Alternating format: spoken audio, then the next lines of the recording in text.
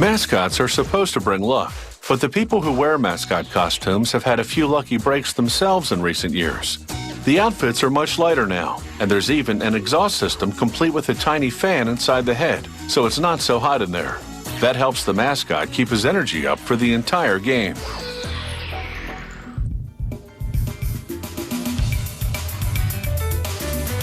This dinosaur mascot for the Lung Association is part of a new breed. It's really evolved into something that's relatively easy to work in. To make this dinosaur, they sketch him out. Then the artist modifies the figure to human proportions, targeting a height of 5'10", which means the costume would fit performers 5'8" to 6 foot tall. The artist designs huge eyes and a very extravagant mouth, and not just for creative reasons. The large openings will give the mascot performer room to see and to breathe through screens. Now a sculptor carves big pieces of lightweight, uncrushable foam. With a utility knife, he shapes the dinosaur's head based on the design pattern. Traditionally, fiberglass has been used for mascot heads, but foam is half the weight. He attaches a battery pack to the inside of the head at the back of the neck using Velcro. He tests it to make sure it has enough juice to power this tiny square exhaust fan, which is to be placed inside the head at the top. Then he sprays glue on the foam, sticking the sculpted layers of foam together. Now the dinosaur head is starting to shape up. He cuts out those enormous eye holes. Then he tries on the head for size. He checks visibility and ease of movement. Next, the sculptor slices into a very dense piece of foam. It's dense because it will need to hold up to heavy traffic. This is the dinosaur's foot. He scoops out foam in the center of the foot, hollowing out an area. Then he carves out more, following a pattern of a size 12 shoe, so that a human foot could fit inside this big mascot claw. He rounds the outside of the foam foot with a belt sander. Now the foot is fully sculpted and ready for the fabric department.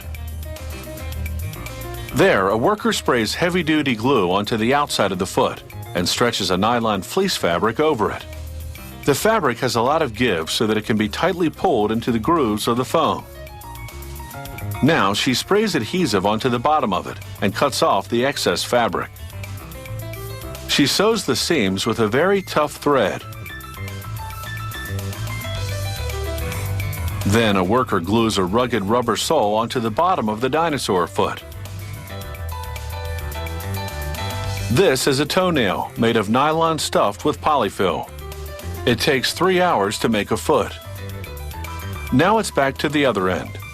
He glues an eye onto the mascot head. The eye is made of breathable nylon stretched over a plastic frame. Another worker sews on a horn which is made of fabric-covered foam. Then she stitches on the nostrils. And now the mascot has some expression. But there's one more step. He glues a white nylon screen over the mouth and sticks black fabric strips over it to give the mascot its smile. Now a worker drafts a pattern for the outer body. It will go over an inner body suit that will give the mascot its rotund shape. She cuts the liner fabric for the outer body following the pattern, and then follows the same pattern for the outside fleece. She sews 3 layers, fleece, foam, and liner all together. This serger machine cuts off excess fabric, and it sews and binds the edges. She hand stitches the scales onto the back of the dinosaur mascot. And now it's time to give this mascot suit a test run. It fits like a glove. But what's the view like from the inside of that head? Not too bad. This dinosaur mascot suit is ready to help its user excite the crowd.